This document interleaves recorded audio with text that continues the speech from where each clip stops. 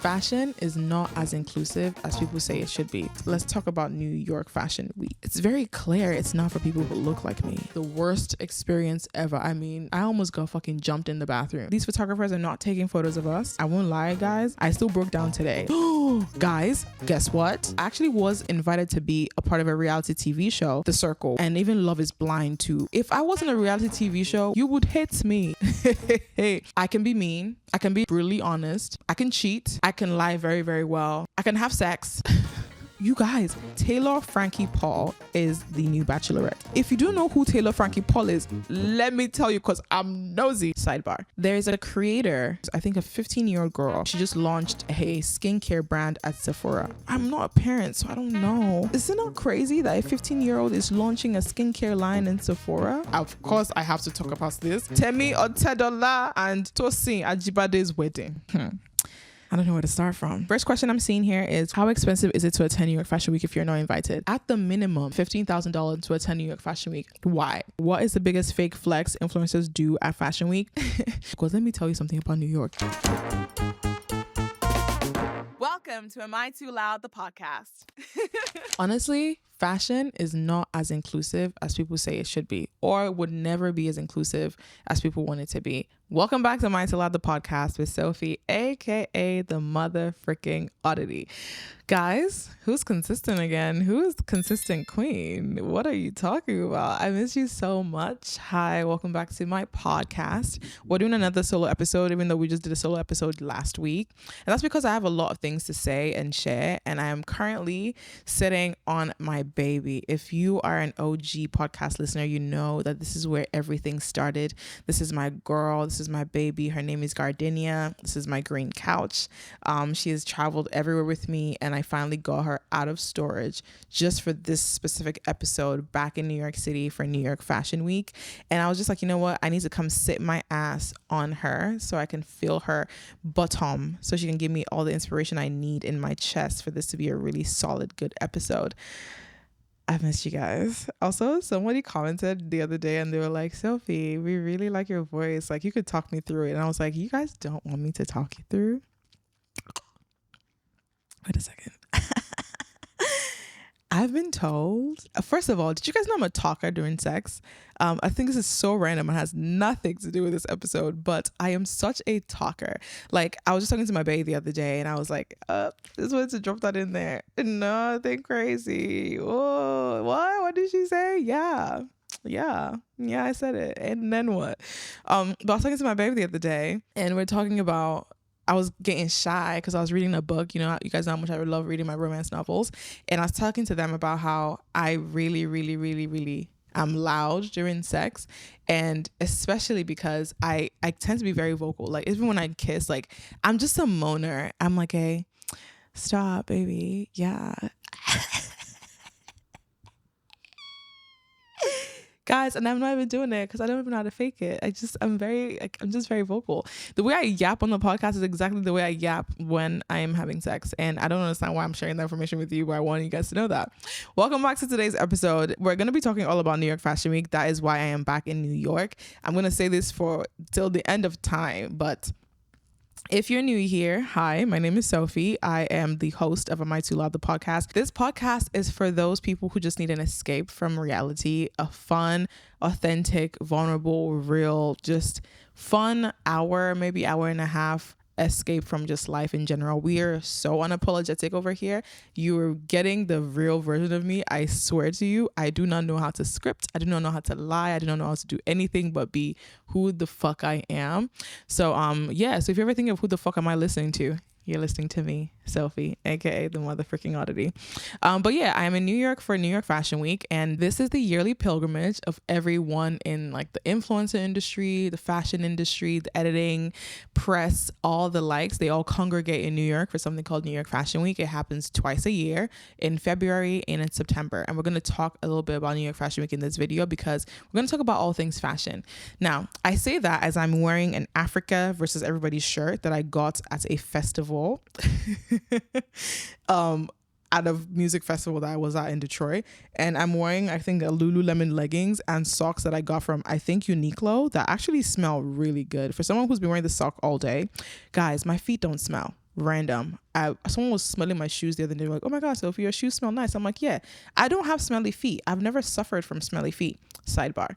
Moving on. But I'm going to be talking about fashion as someone who, this is what my fashion style comprises of. I genuinely don't think I have, how do I explain this? I think I'm not one of those people who says I have style, but I do have an eye for fashion. Like, I'm not going to put layers and looks together. I just know things that look cute or look good. I will also say that I think I thrive better as like a model, a muse, because I feel like I'm just that girl. Like, I don't need to be stressing myself doing everything else. I just want to be that girl. So we're going to talk about things fashion. But before that, we're going to talk about the elephant in the room. And that's not my fat ass. Okay, well, I don't think that landed because even Donald is listening in the background. He didn't laugh. Okay, disrespectful. Donald, you didn't even laugh at that. Oh, please. Oh, please. But we have a new sort of like thingy. Can y'all see this? This is the new Am I Too Loud? Like, what do you call this thing? A mic stand? A mic thing? A mic bum? A mic cover? Whatever it is, I wanted to do a lot more branding. And this is our 35th episode of Am I Too Loud? And I'm like, y'all, we're just getting bigger and better. And I'm just really, really, really proud of us and how far we've come. And just the episodes are getting better. I'm getting better at slowly speaking, because if you started the freaking podcast with me from the beginning, first of all, you guys did not tell me how fast I speak. Guys. Nobody is just commented and said, Sophie, slow the fudge down. Okay, maybe you have commented, but I'm actually listening to your comments now, and I actually have see.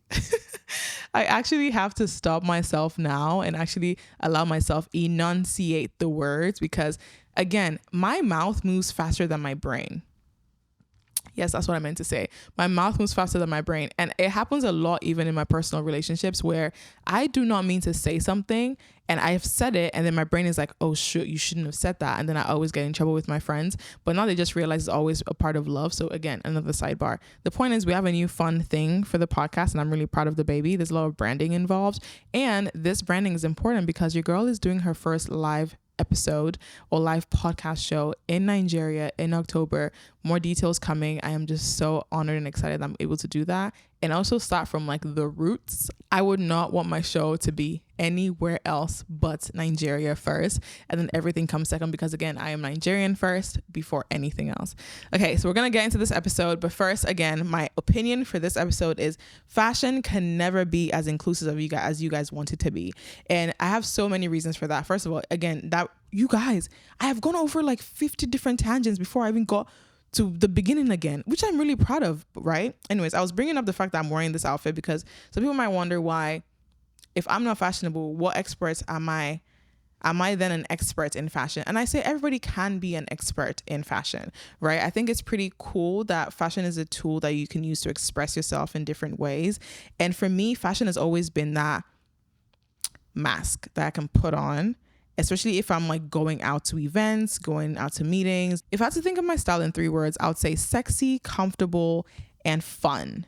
Maybe those 3. I love colors, but I'm not too bold about like yellows and purples. I don't mostly do that. I'm usually in blacks and neutrals and greens, a lot of green. But fashion to me is very sexy and comfortable, and that can be really hard to do, right? But that's usually what I think my style is. And as I go through all the looks I've sort of done in the past, I love that I tend to go for the looks that aren't as, let me say, crazy.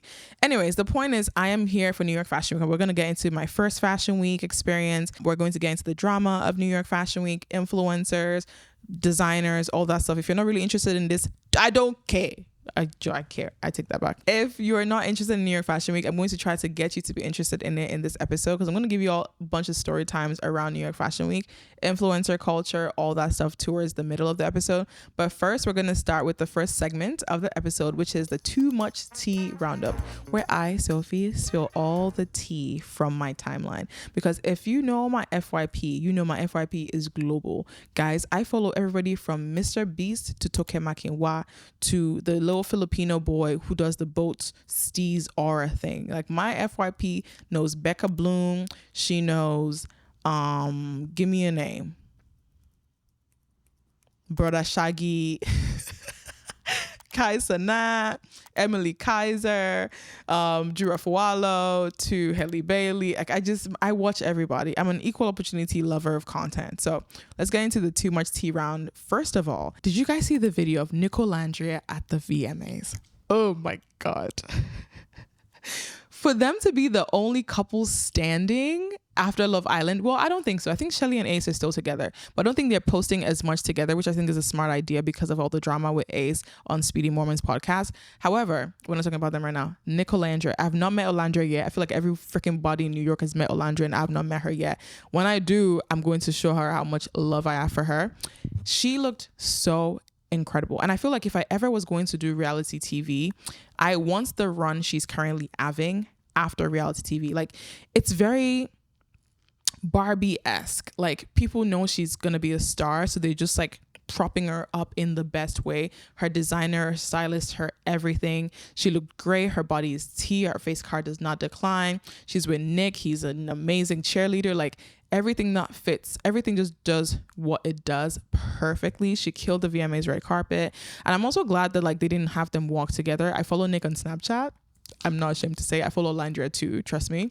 But he posted about how he was going to tell us that they were not going to walk first. Tell us, God, guys, this parasocial relationship is so scary. But yeah, he posted that they were not going to be walking together. So I already kind of knew, because I'm a Nicolandria stan for sure, that they weren't going to walk in together, which was fine. I think that was a smart thing to do because they're trying to make both of them separate individuals just in case their relationship doesn't work out. It doesn't matter because they're both separate individuals. And I love that with couples. Like, I hate the couple thing where if somebody breaks up with the other person, the person's career is over. And that's an example of that is Diarra and Ken. Like, no shade to Ken. I think he's doing well for himself now, but like that relationship was very heavy on Diarra. And now that they've broken up, like she's gone to do amazing things. Shout out to Diarra. But I don't want that for Nicolandria. I don't want that for Nick or Olandra. I want them to both shine. So I love that. She looked immaculate. On that note of Black women shining and thriving, there's been a lot of conversation recently about Black people not supporting their own. And honestly, I want to confess that I've also been a part of that rhetoric where I'm always talking about, oh, like our people don't support each other. We are so negative. We're badly behaved. I genuinely have always thought like that. But then the other day I was on TikTok and I saw this TikTok that gave me like a ding, ding, ding, ding, ding, ding. And she said, there's a creator recently who I forget who it was. I'm sorry, guys. I don't keep people's names in my head. But she basically posted something and she was basically ranting on about how Black women aren't supportive. Black people don't support each other. She's exhausted for the hate, blah, blah, blah, blah. And the creator said, yeah, because white people don't fucking watch you. If white people watched you, they probably would hate on you too. And I don't know how I feel about that shade, but it had me thinking that because you're in your own echo chamber, the noise is going to be the loudest from the people who are in the echo chamber with you. So for example, if I posted a video and all the comments are my people hating on me for something and they all look like me, and then I have 2 or 3 comments from like my friends who are white who like it, it's not because my people don't support me. It's genuinely just because that's the majority of people that are watching my content. And for me to actually make this scientific, I decided to go do a deep dive and I went to check on about 5 to 10 of my mutual white creators' accounts. Guys, I'm telling you right now, I don't think Black women hate as much as white women do. I don't think Black women hate as much as white women do. Have you seen the Reddit threads? NYC influencer snark. I don't know if you guys are onto this. Like, I don't think you guys understand that the secret life of Mormon wives. We're going to talk about Taylor Frankie Paul being the next Bachelorette. If you guys don't know about this, I'm going to tell you guys. I don't think you understand. I went down a Reddit rabbit hole and comment section rabbit hole where it's just the way they speak about each other is terrifying. The way these 14-year-old, 16-year-old, even white boys talk and insult each other, like, the hate is crazy. And I feel like it happens because they're in a majority white country too. And I say this because we also hear a lot about how Nigerians will make you or break you.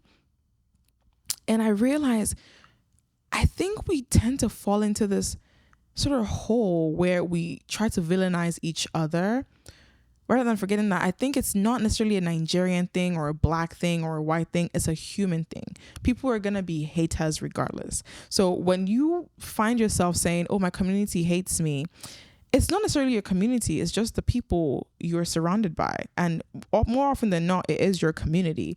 And I think that, again, for like whenever people talk about like how Nigerians have such great engagement, they engage with your content.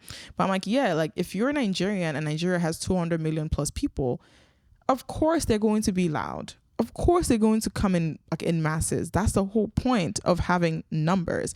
If you're a white person and you're getting hate, of course they're going to come in numbers because, again, you're the majority in this context. Anyways, just some food for thought for you as we're thinking through hate and all that stuff. I don't watch reality TV. So now you're probably wondering, Sophie, how don't you watch reality TV but you're a Nicolandria stan? I'm an avid TikTok reality TV watcher, meaning I know these people from TikTok recaps. I am an avid TikTok recap. Like, give me the recap from somebody with their little small head in the corner of the TikTok where they go, Love Island review, episode 1, let's go. Shout out to Sorrel for doing that. And I just listen, and that's the way I get my opinion. So maybe sometimes I form opinions with other people's opinions. That's how the world works, okay? If I need to actually go form my opinion, then I watch the full thing. For example, with the Ace interview with Speedy Mormon, I saw the Ace interview on TikTok with the recaps, and I said, something is off here. Let me go watch the full video. It wasn't plenty off. It was mostly the way he said. And then I went to the actual YouTube video to watch the full thing. So that's how I operate. Anyways, I say all this because The Bachelorette. I used to watch The Bachelor and The Bachelorette from Nigeria when I used to live in Nigeria. And even when I was in America too, I stopped watching it a long time ago. Like maybe I've not watched it in about 4, 5, 6 years. But I might be watching this season on TikTok. Please, I'm never going to watch that full episode. I have things to do. But I'm going to be watching it on TikTok because Taylor Frankie Paul is the new Bachelorette. If you don't know who Taylor Frankie Paul is, let me tell you because I'm nosy, guys. This woman has 2 kids and her husband were in a swinger controversy. You're probably like, Sophie, what is a swinger? Swingers are when couples have sex with each other. Okay, a dream of mine. Moving on. But this is literally what they used to do in the Mormon town that they were at. So she and a group of other moms and wives and their husbands used to sleep together. And then one time she slept with somebody else's husband, but her husband didn't know. And that one's husband didn't know as well. So it was a whole thing. And then she had a mental breakdown and she was arrested, but then charges were dropped. And then she was back with her husband, who's the father of her kids. And then she wasn't back with her husband, but she's sexy. She has a lot of hair. She's a Mormon wife. It's drama. And there's also a Hulu show called The Secret Life of Mormon Wives that they're all on. I'm telling you, God, I don't think you guys understand that white women have drama. If you're worried about baddies, okay, baddies and just the Real Housewives of Lagos, I don't think you've seen drama yet. I don't think you've like, this is things that like stress me out because when I talk about our community, when you're talking about a show where a couple is on there and they used to swing and fuck each other, we're not playing the same game. We're not playing the same game. Anyways, so she's going to be the new Bachelorette. And I think that's interesting because the Bachelorette franchise has never done this before. Typically, it's people who were formerly on the show that then, put up to be Bachelor or Bachelorette. But Last Bachelor didn't actually do really well. And then the Last Bachelorette 2 was okay, but it wasn't really like anything like crazy. I think Hulu is trying to change into a different thing. So she's going to be the new Bachelorette. She has 2 kids. She was married before. They're divorced now, but she's still in love with her ex-husband, but she's going to be the new Bachelorette. And I think that's great TV. And now that I'm saying, I'm like, I wonder if I could ever be on reality TV. I don't think I can, only because I think someone like Taylor Frankie Paul shows you how messy life is. And the internet nowadays, I don't think allows people to be messy. Like when I think about Love Island season 7 and just lately in the world, everything just has to be perfect. Everything has to be this way. There's no nuance anymore. There's no black and white. It's oftentimes, there's no gray. It's only black and white. It's very strange because I know that if I was in a reality TV show where I had to talk to men or women, guys, you would hate me because I'm messy. I'm dramatic. I lie sometimes. I can choke somebody. I can gossip. There's this TikTok I saw when people were talking about how getting canceled. Let me say this now. I can be mean. I can be very, very brutally honest. I can cheat. I can lie very, very well. I can have sex. I can talk behind someone's back. I think that's gossiping. I don't know. I don't know what else I think I'll be cancelled for. When I started listing those things, I was like, Sophie, actually, you've not done a lot. I take that back. I don't think I'm bad. I actually don't think I've done anything crazy, actually. So hopefully I don't say that and then you guys go find clips of me being amazing. Oh, guys, guess what? I don't know if I've ever said this on the podcast, but I actually was invited to be a part of a reality TV show, The Circle, when it first started out. That was like OG, and even Love is Blind too. I mean, OG, like season 1, season 2, during the pandemic, they hit me up. I went through all the screenings, talked to a therapist. I was literally supposed to submit my passport and like information to get on a flight to go. And guys, I couldn't go because I couldn't work outside of America. I'm telling you what not having a green card or a blue passports can do to you in this country. Heartbreaking. I don't know if I feel like The Circle is a very different vibe for reality TV because that one's a bit about like the mind game and all that stuff. But I can't imagine me on like a too hot to handle. Because first of all, Konji is not that serious. Konji is like being horny. I would be upset that you're going to want to fuck somebody. But then again, there have been times where I just was so horny that I could have done anything. So maybe I take that back. Love Island, I don't think I would thrive as well on because I don't think I would do good with somebody I like. Actually, I take that back. I've called someone my dick sister before. So maybe I actually don't care about sharing. There's a lot about myself I'm sharing right now. I love a solo episode. Sophie's mouth just yappa yappa and goes.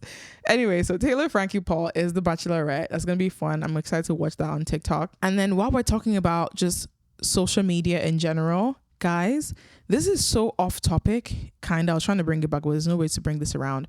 But there's a creator.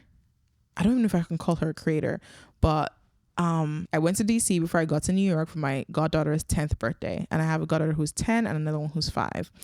And I say this because even when I was posting the content, the only reason I posted them was because their mom posts them often, but not often enough. And even when I visited my family, my niece and my nephew, I post their photos, but very like here and there. And I try sometimes to just cover up their faces. And I say this because I was scrolling again on my FRP and I heard about this creator who's, I think, a 15-year-old girl. Her name is Salish, and she just launched a skincare brand at Sephora. May God open doors for us like that. But her dad has a YouTube channel with over 32 million subscribers, and all he does is content around his daughter. My daughter has a crush. My daughter stays hungry for 24 hours. My daughter locked in a room. And no offense to this man, but he looks like, if you imagine the creepiest white man you can think of, that's what this man looks like. No offense to him, but exactly sometimes offense. And when I saw how many teenagers were buying her products from Sephora, it clicked something in my head, because when I was buying presents for my goddaughters, I remember when I was searching for stuff, I saw a mom and her daughter. And whenever I buy stuff for my goddaughters, I usually ask kids around the area for the kids section what they really would want their mom to get for them. And this young girl, she was 8. I was like, oh my God, what would you want? And she was saying the Barbie. She was saying like, like cute teddy bears, cute like mugs. She was actually being a kid at 8, right? And I could tell like, oh, this girl has a good head on her shoulders. I asked another parent, and I'm not judging this parent. I'm not even gonna, I don't know them from anywhere. And this girl was like, oh my God, you should definitely get her. And this was like a 10-year-old. She was like, oh, you should get her the road blushes. And she mentioned something about getting my 10-year-old niece, lip balm, lip gloss, and maybe a concealer. And of course I was like, oh, of course. Thank you so much. In my head, I was like, I'm not getting my 10-year-old goddaughter that. I realized I'm not a parent, so I don't know, but nobody is it not crazy that a 15-year-old is launching a skincare line in Sephora? What's wrong with your skin at 15 that you should be going to Sephora to buy? Why are you putting on concealer at 15? When I was 15, I was in secondary school. I don't think it counts for me to even say that, because I was in secondary school in Nigeria, and there was no way we were having that kind of makeup in school. But even the culture now, kids are growing up so freaking fast. So fast, too fast. And it feels like parents are exploiting that for their own gain. And there's so many people that come into mind right now of the baby is just even born, and the baby already has an Instagram page that has 100,000 followers. What are you following a child's page for? Where, what I get. And it's different if it's like, maybe like, I don't know how it's different. I don't know how it's different. Maybe when I'm a mom, if I'm a mom and I give my baby, I might be like, I want to share my child in that way. Besides that, I just can't imagine why there needs to be a page for my child. I don't imagine why I need to post my child on Instagram or YouTube unless they want to do it. The only reason I'm online right now is because I chose to open my own page, and I opened my pages when I was like 18, 19, 20. Like, it is absurd to me that people aren't able to understand this. I don't know. I have no words except all those words I just said. But it was interesting. I saw that, and I've seen a lot of discourse around her dad, like, taking advantage of her. I've seen a lot of discourse about parents needing to like watch their kids, because why is a 7-year-old going to a mall to go do a meet and greet with a 15-year-old, and then the 7-year-old is begging you to go to Sephora to buy skincare at 7? You cannot even read. You don't even know what hydrochloric acid is. Yes. And last thing about my internet roundup is, of course, I have to talk about this. Temi Otedola and Tosin Ajibade's wedding. I don't know where to start from. Because that wedding, guys, I think was absolutely breathtaking. Like, I'm still in awe. When I went to the Vogue article to read it and to click on all those images myself, I had to do it. And this shirt, Africa versus Everybody, shows you how much I love that they repped their culture so much. And there's so much discourse around this wedding. I don't even know where to start from with it. First of all, outfits were immaculate and impeccable. And what I love the freaking most is that I know that people have been talking about Vicky James versus the designer who did her dress. I can't remember the person's name. And I love Vicky James. I'm definitely having Vicky James do a dress for me. I don't think people understand that there's a certain style that people have. And we're going to talk about this with Fashion Week too. I don't understand this lack of thinking people have sometimes. Because if I saw Temi Otedola in a corset, full-on bust-down wig, and a Vicky James dress, I'll be like, no, that's not her. Because that's not her. And if you're listening to me, you're like, who is Vicky James? Vicky James is an incredible designer. She is also like just an incredible artist, content creator, everything like that. She's from Nigeria, and she's based out of Nigeria. But as I was saying, so that's who Vicky James is. And there's a lot of comparison between her and this other designers for her wedding, because people are like, oh, this is such a soft wedding. It's so demure. Other weddings are loud. And again, I don't understand why people are saying that. I don't think you need to compare weddings to each other, because when I get married, my wedding is going to be distinctly me. And that was my favorite thing about their wedding. It was so them. You could tell that like people who were coming to their wedding were there to celebrate them and their love. And I think sometimes as an immigrant, as an African, as a Nigerian with parents, weddings are oftentimes not for the couple, but they're for like everybody else around. I saw a TikTok the other day where this couple were saying the things about our wedding that happened when we didn't even want it to. And the bride was like, oh yeah, I said no kids, but there were kids who even had food. There were kids who were walking in, even asking me what I'm doing here. The man talked about how he was rushed during his wedding and he didn't even know what was happening. And they just said, just come anyways. And I'm like, if I'm going to do weddings, I am not going to be doing it for everybody's sake. I'm going to be doing it for me and my love's sake, for sure. And you could tell that was what this wedding was. And they're weddings that should be done for you.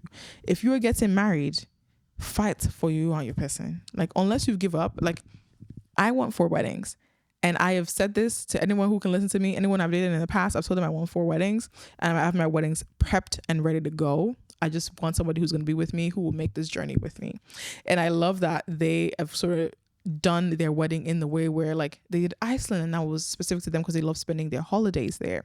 They did Monaco because they love going to Monaco. They did Dubai, and they like, it was so effortless and clean and just so them. It was special. I don't know, guys. I want 4 weddings and I'm excited for it, and no one can clown me for it. And I've always wanted 4 weddings before this wedding happened. So nobody should come and tell me, oh, I'm copying somebody else's wedding. And also, can we talk about this comparison around people and weddings? Because the amount of discourse of people saying like, oh, like this is how you do a wedding. This is how you do a wedding. Not that noisy, not that classic. Shut up. Have you married? Did you marry? Do you have the kind of money they have? Why are you putting your mouth in rich people's business? I don't understand it. There's some things that I would not even say out loud. Like, it doesn't matter. In fact, if they wanted to do 50 weddings, they could have done it. If they wanted to invite the entire fucking world, they could have done it. People's weddings are theirs. It's theirs. There's no classy. There's no, this is the perfect wedding. There's not anything. Because I even saw, I don't know if you guys have been following this other influencer, Becca Bloom. You guys, I'm telling you, I know everybody on the FYP. Becca Bloom also had a wedding, and her wedding was sponsored by Lancome, which is interesting because she's a billionaire's daughter. And for me, having her wedding sponsored by Lancome was a very interesting move because her wedding pictures had as Lancome, #Lancome partner. And I was like, I don't know how I feel about that. However, again, it's our wedding. It's not my wedding. I probably didn't have to pay anything. And if she wanted to, rich people know how to rich themselves. I'm not going to count her money for her. She got more money then. But yeah, Temi's wedding was incredible. I love Mr. Easy. He's been a good friend of mine for a really long time. Both of them together are just amazing to see. She's so soft and he's even softer with her. And I just wish them all the best. I love their wedding gown. I love the intentionality behind it. I love the fusion of Western and Western Africa influences in there. I love that like they kept it rooted to who they were at the same time. And I just love when people like marry their best friend. You can tell like they're both each other's friends. I love the privacy around it, and I love that now that they're sharing everything, it's like, oh, we didn't even know this happened. Now you guys get to see an inside look of it. So wish them all the best. But that fashion again was immaculate. And on that note, let's talk about New York Fashion Week. So I'm here in New York for Fashion Week. And if you don't know, New York Fashion Week is a week in September and in February where designers, artists, editors all come to New York to showcase fashion styles. There's also London Fashion Week, Paris Fashion Week, and Copenhagen Fashion Week, I think. And they both all happen in February and spring. In February, you have like them showing off fall styles and spring styles, and in September you have them showing spring and summer styles. That's usually what it is, like a spring and summer 2026, that kind of thing. It's usually done by like the Fashion Week committee, you know, like the Anna Wintours and the Vogues and all that stuff. And usually they have some incredible brands that some of us have never heard of and some of you have. My first New York Fashion Week was in 2021. I went viral online in 2020. And then I had a bunch of friends who were fashion girlies. Now, again, when I started this episode, I told you, I don't think I'm a fashion girly. I can put that shit on. You could give me the clothes and I would wear it because body, okay? Period. I can do that.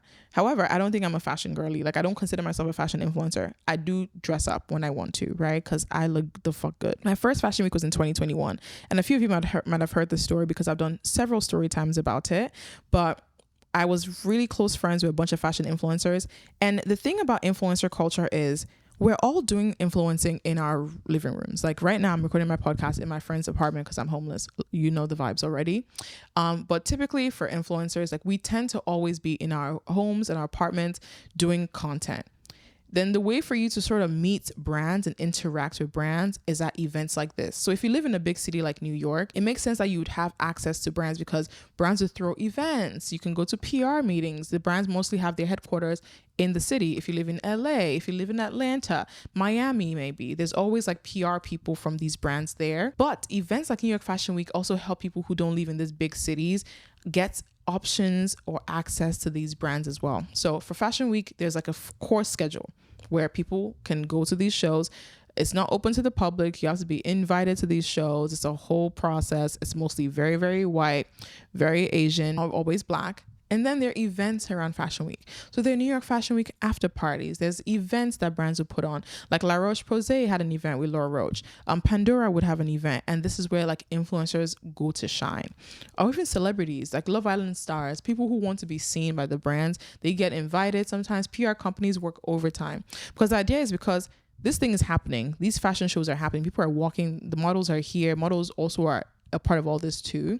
But influencers, editors, press people, they want to get a piece of that pie that's happening around New York Fashion Week. So Fashion Week might be from September 11 to 16, but events can be happening from the 9th to the 20th because everybody's in New York right now. If you go to London, it's the same thing. People are going to be in London. There are after parties that like Nylon Control with Burna Boy or like Anna Wintour would throw with Cardi B. Like it's really, really fun upscale stuff. Like the other time I was partying last year, I think 2 years ago with Cardi B, Ricky Thompson, Quinn Blackwell, Liza Koshy, celebrities like Kevin Hart, like People are just always around. That's essentially what Fashion Week is. Now, I was friends with fashion girlies in 2021, and I just blew up in 2020. Most of us had already kind of blown up around that time. And all the girlies were like, let's go to New York Fashion Week. Now, from what I knew, you got invited to Fashion Week, but from 2021, I think they began a push of, we all need to be in New York for you to be seen. Because remember, most people got their virality in 2020. So people are like hungry for like accessibility and like visibility. That's the word for it. So everybody's going to Fashion Week. We knew like all the friends, all the influencers are going, so we had to go too. I remember going to Zara and like shopping for the stuff I was going to wear. I had friends who like were going into debt. I'm not gonna lie to y'all, like they were not paying their rent because they went to go buy a Jacquemus bag. Like it was crazy because people wanted to show up and show out, so people understood like they were here to stay. I did New York Fashion Week then in 2021 for the first time. I walked my red carpet, and I would tell you, the Sophie that did New York Fashion Week in 2021 is not the same Sophie that's doing New York Fashion Week in 2025. And it's been 4 years, and I lived in New York for the 2 of those years.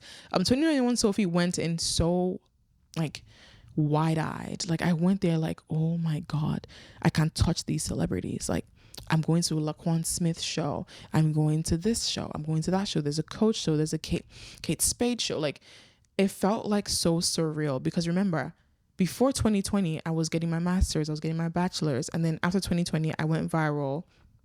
Celebrities are following me. People know who I am. And I'm going to New York and PR people are telling me I can get invited to these shows. Now, I didn't know anybody. So when I'm coming in, like I'm depending on my friends to like show me around. And I would say it was the worst experience ever. I mean, I almost got fucking jumped in the bathroom of Fashion Week. But I've said that story time enough. We've moved past it. But I remember just experiencing how cutthroat the fashion industry is. If you've heard models talk about how terrible the fashion industry is, New York Fashion Week is even worse. Like getting into these events feels like the biggest case of who you know, right? So like if you go to a line, you could be in line for 2 hours because you don't know the right person. Who's your manager? Who's your agency? What agency do you belong to? Whose guest list are you on?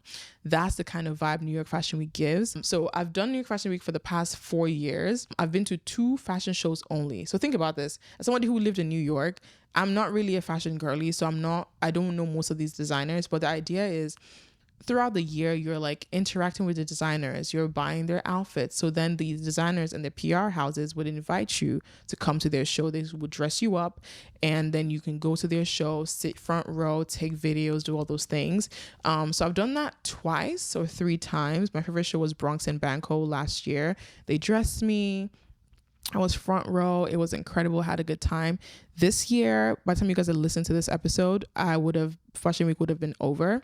But I have 3 shows planned that I'm going to be going to, and I'm sitting with, and I'm documenting it with Snapchat. I think one of those shows is dressing me. But there are other fashion creators who like, they have like reoccurring shows that they go for. Like I know Pat Bow, I know Brandon Maxwell and the like. So Fashion Week is a bit chaotic for sure.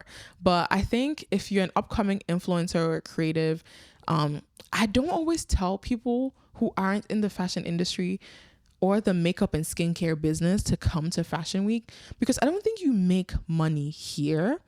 And most brands don't pay you to come to Fashion Week unless they're paying you around the activations. For example, Vaseline could pay me to come to an event during Fashion Week and I'll post a reel about me using Vaseline for Fashion Week. That's a deal that I can get. Otherwise, for the most part, you don't really get paid. So a lot of creators that you see who are going to New York, they're not getting paid. They're spending their own money, dressing themselves for the most part, and just hoping to be seen, to be photographed, to mingle with PR people and agency execs, to then be able to be invited maybe next year and the like. It's a great networking event. I think if you don't live in New York, I always say the costs oftentimes outweigh the benefits unless you're actually working a brand deal. So, you're going to get paid after. If not, I don't think I've ever gotten a deal out of New York Fashion Week, especially because I'm not a fashion influencer. I'm also like very rarely a makeup or beauty skincare influencer too. So it's usually like a mix of both. But this year has been fun because I'm documenting stuff through Snapchat. I'm going to be doing some fun interviews because I'm trying to do more hosting. So I'm going to be in New York doing all of that and more. We have New York Fashion Week, London Fashion Week, Copenhagen and Paris. But I saved the best for not last. That is Lagos Fashion Week. Lagos Fashion Week is the epitome of African fashion. I have been obsessed with Lagos Fashion Week since it started by GT Bank. I think 5, 6, maybe 7 years ago, maybe even longer. But this year I'm going to be at Lagos Fashion Week, and I'm pouring all my energy into Lagos Fashion Week because I love African designers. I love West African designers. So I will be in Lagos. I'm really, really excited. And I think for someone who has sort of seen some level of the behind the scenes of New York Fashion Week, I've never been to any other fashion week except for New York. I really want to do London, Paris, and Copenhagen soon. But even when I see like news around other fashion weeks, it's very clear it's not for people who look like me. The models on the runway might maybe or sometimes look like me, maybe, but for the most part, like, they're really not. Like, fashion is not an inclusive space. Like, it's still very much the skinny girls. They're really, really, really dark skinned models versus the really light skinned, light models. There's really any in between. Over the past 2-3 years, since people have started just realizing that, fuck it, we don't care about being diverse or inclusive, people have just gone back to, like, you know, regular scheduler program. But with Lagos Fashion Week, it feels like my culture is celebrated. It feels like being Black is celebrated, being African is celebrated. And our designs are epic. If you know anything about Nigerian fashion, you know Nigerian fashion is epic. And Lagos Fashion Week just has movement, it has style. And I'm one person who's always going to be decked out in African clothing. You guys know this for a fact. So it feels like, why would I chase an industry that is not oftentimes care to even chase me, and let me go where I'm celebrated. So I'm really excited to actually see what Lagos Fashion Week is about. And I know a bunch of creators, mostly Black creators, coming from America to Lagos as well this year for Lagos Fashion Week. I am excited to see what that looks like. I hope it is as good as I think people are hoping it would be this year. I'll keep you guys posted, but I will be in Lagos in October, and I can't wait to share some more about what I'm going to be getting up to in Lagos, but stay tuned for that. Now we're going to get into the loud line segment, and this is where you guys are going to be asking me questions. If you want your question here, keep your eyes tuned to our stories on Instagram and TikTok at Am I Too Loud Pod. We're going to be putting question stickers before every episode for y'all to be asking us questions before the episode airs, where you guys can ask us anything you want around some topic. We're going to give you prompts, or go to amitoloud.com to send your voicemails or probably just dilemmas you might have, and this is where we'll be answering all of those questions, because your girl has her own show, bruv. Yeah, talk to me nice. First question I'm seeing here is, what actually happens at New York Fashion Week? I just said it. It's usually just a bunch of shows that are pre-planned. They have a schedule. Usually happens at Spring Studios in New York, but there are events around Fashion Week where that's where people come to shine. Like, you just want to go strut your stuff. Guys, I'm telling you, some people just fly to New York just to be photographed on the streets, to post and use the hashtag New York Fashion Week. Some people don't even come to New York. Some people will actually just take photos in their house or do get ready with me's for Fashion Week in their apartments and don't go to Fashion Week and still get like the buzz of like using the hashtag to get somewhere. So influencer culture is so interesting to me. Are the shows as glamorous as they look online? Yes and no. I think New York Fashion Week is very similar to the energy that New York also gives. Like, New York is very glamorous and fun and high fashion and luxurious and everything else. But New York is also very dirty, very messy. There are rats everywhere. People get stabbed on the subway. Somebody was shaving her leg on the subway the other day on TikTok. Like, New York is also very much crazy in that way.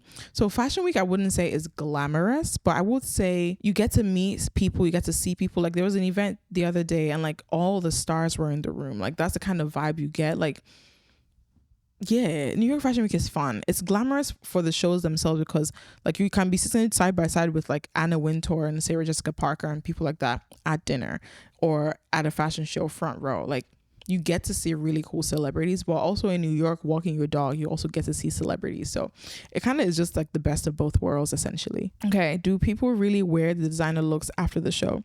This is something that I am not sure about, but it also depends on the designer. Like, I know whenever they do like a Paris Fashion Week or a London Fashion Week, you have like the Jacques Mousse, and it's always very like, how do I explain it? It's not ready to wear.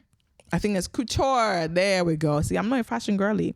Like, there are couture shows where like you're not necessarily going to wear this as everyday looks, but then there are fashion shows like a Ralph Lauren when Ralph does shows. These are ready to wear pieces that they're being shown, and these are like trends that people are setting for the future.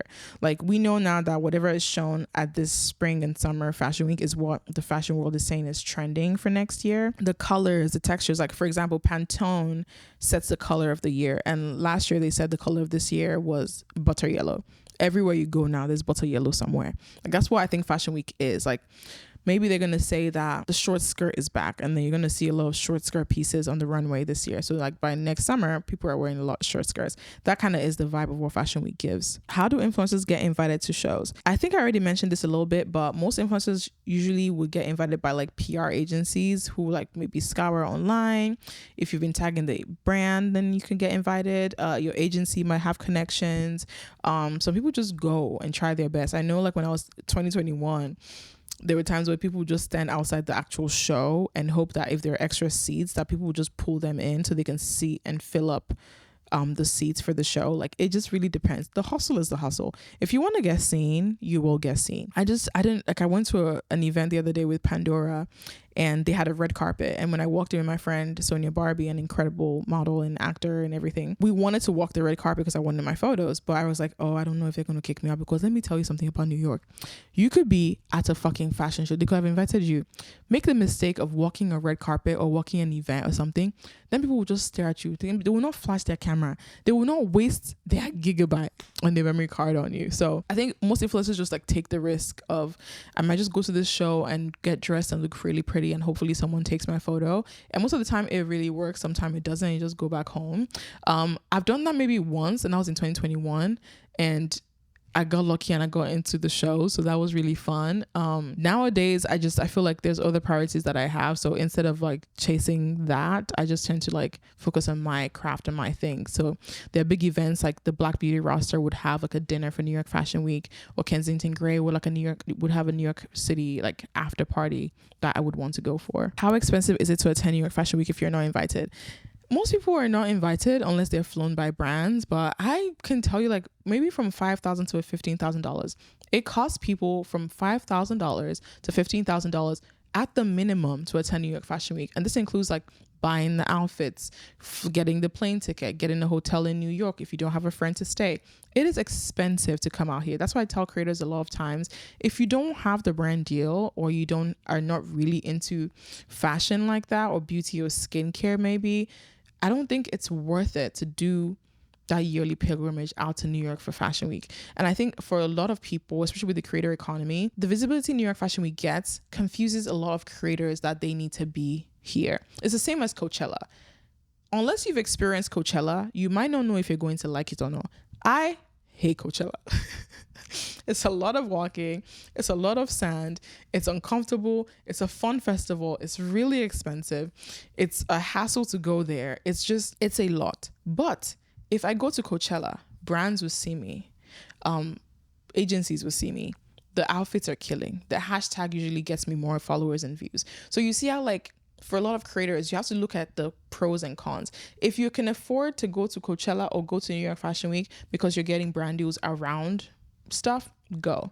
But if you're someone who's struggling, you're not really sure, I don't think it matters that you need to go to New York Fashion Week this year or the next year. Like, maybe you're just doing content. If I was going to New York Fashion Week, it's actually a creator, Natasha, who last year kept talking about how like she really wants to go to New York Fashion Week, but she lives in Canada, and she did content about what would it look like if she was at New York Fashion Week. And I think this year she is going to be at New York Fashion Week and probably going to get paid to be here. It's like looking ahead. I think sometimes we forget as creators that it's okay to enjoy what you have now.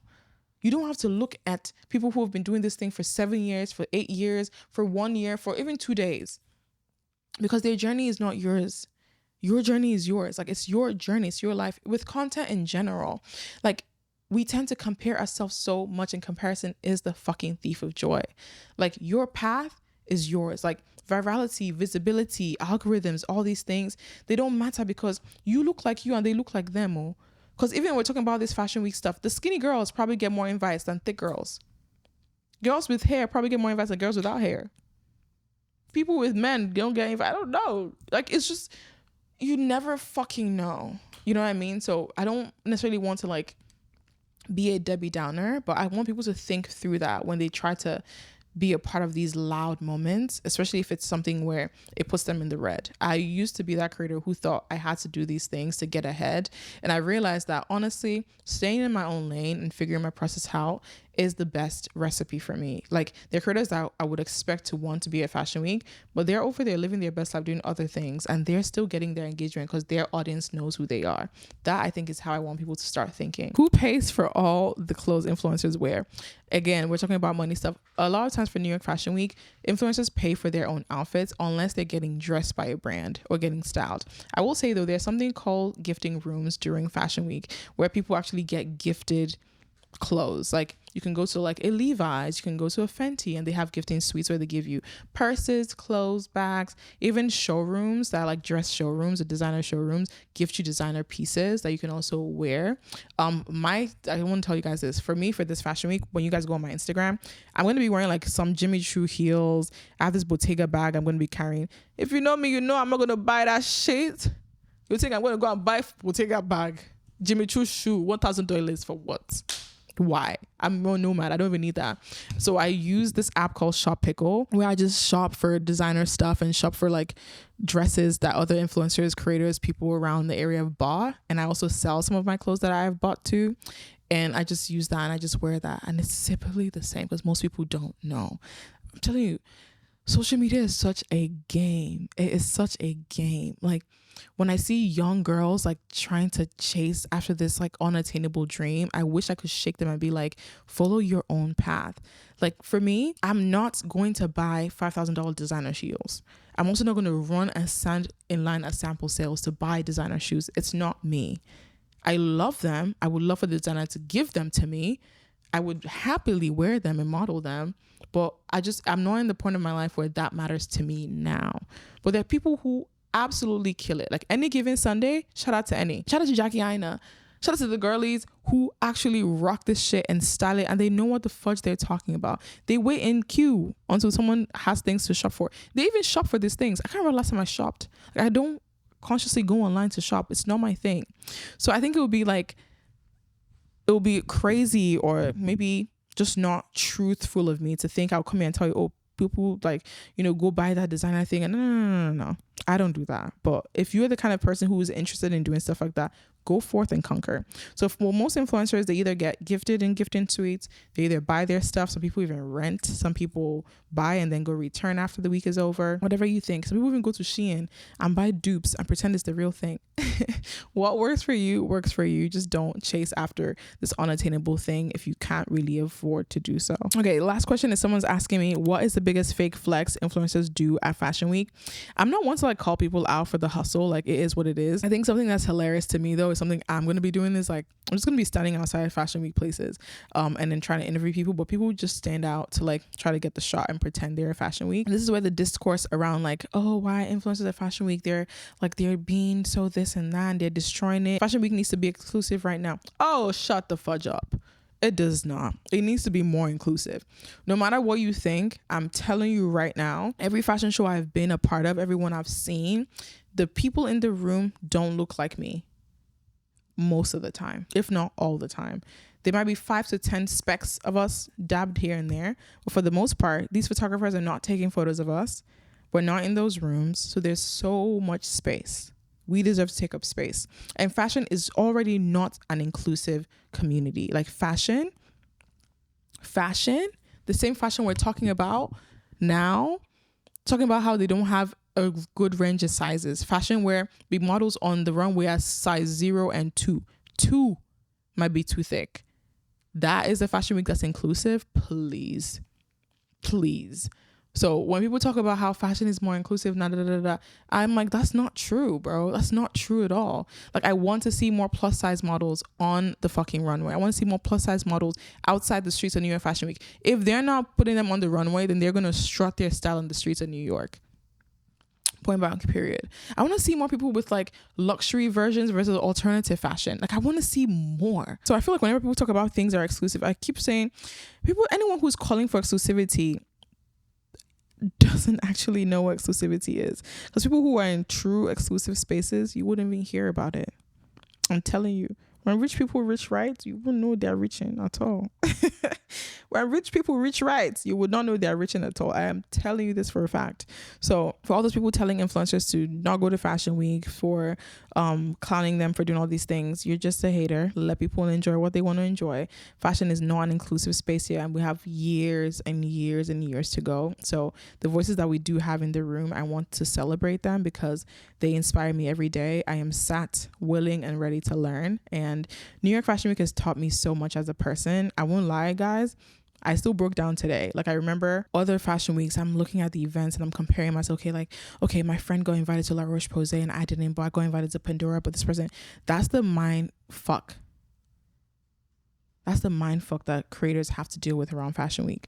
So I want to share, like, to creators who maybe are interested in doing New York Fashion Week, creators who are interested in just being a creator in general, or just people who are interested in being a creator, like, just take it one day at a time, do it at your own pace.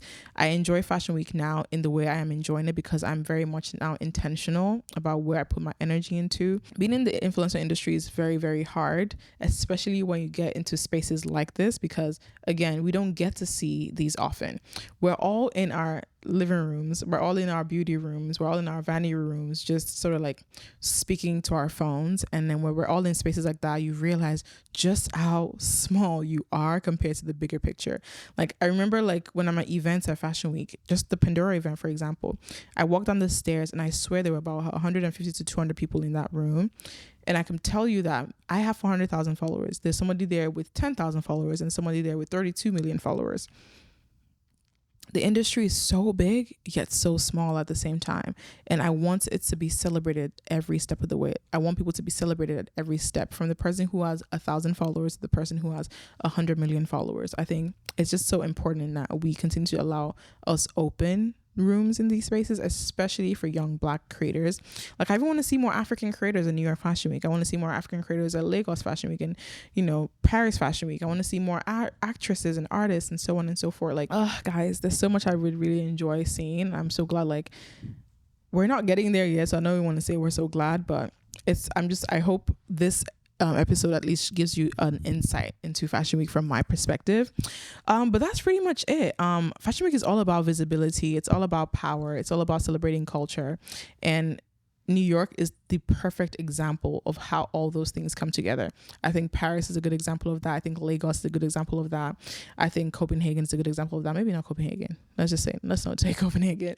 But Paris, London, New York, and Lagos are all like hubs of fashion, of power, of visibility, of culture. And I think fashion is a statement of power, visibility, and culture. Like, we see that with Temi Otedola, we see that with people who are like Any Given Sunday, we see that with Jackie Aina, we see that with Kit Keenan, we see that with, young New York City influencers, we see that with people who just know how to dress. So yeah, New York Fashion Week is a vibe. It's a moment. I am happy I came this year, and I'm happy I'm in such a healthy space as a creator. It's really hard, especially like doing this podcast thing, launching shows, doing YouTube, doing all these vlogs. Sometimes I get very overwhelmed, but then I always try to breathe and remember why I started what I started and why I enjoy what I do. And I realized that I am a 28-year-old Nigerian immigrant who has had the pleasure of attending not one, not two, but three, but four New York Fashion Week events in New York City, in America, by the special grace of God. Nothing I do is small.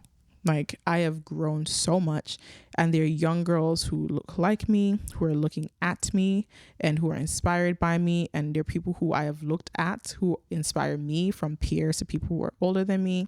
And I could just imagine myself 10 years from now, 20 years from now. What if this year I was invited to a Pandora event as a guest, and then in 2 years I'm invited because I'm launching a line of travel charms with Pandora? Speak it. Shameless shout outs / pitch. But like, your life is what you make of it. New York is where dreams are made. I'm learning right now that I tend to speak about my dreams and I take too long and acting on it. And sometimes when I'm doing New York Fashion Week, I see the pace of the people who I think are my peers. I see how fast they're moving. I tend to want to compare myself to them. And then I remember that their story is not my story. And so if you're listening to this episode, not necessarily about Fashion Week, but just like in general, if you've ever felt maybe insecure, you've ever felt like you're not moving at the pace you want to, we're living in a crazy world right now. What you are doing is enough. You are doing your very best with everything you've been given. And I just want to show you so much love.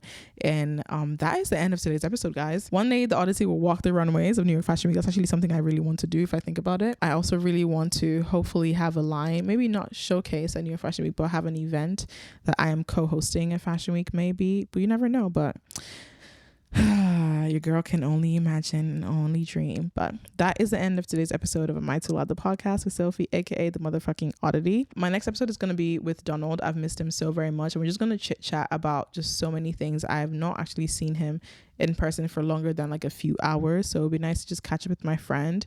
And then we're back on the road, but there's a lot of new guests that I'm bringing onto the podcast because I've been enjoying having other people to just yap with. But I will say solo episodes are my favorite because I never know what I'm going to say when I start, but once I start I'm like, oh yeah, your girl's got it, she's got it. But I love you guys very much. Thank you so much for listening, and I'll see you in my next podcast episode. I was loud. Bye, guys. If you're with it this entire time, let me talk you through what you're going to do now. You're going to subscribe to my podcast. You're going to rate the podcast.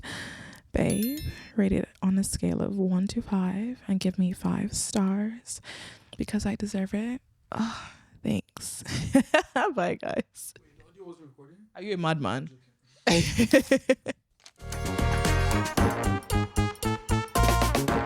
If you enjoyed this video, you're going to like this one right here.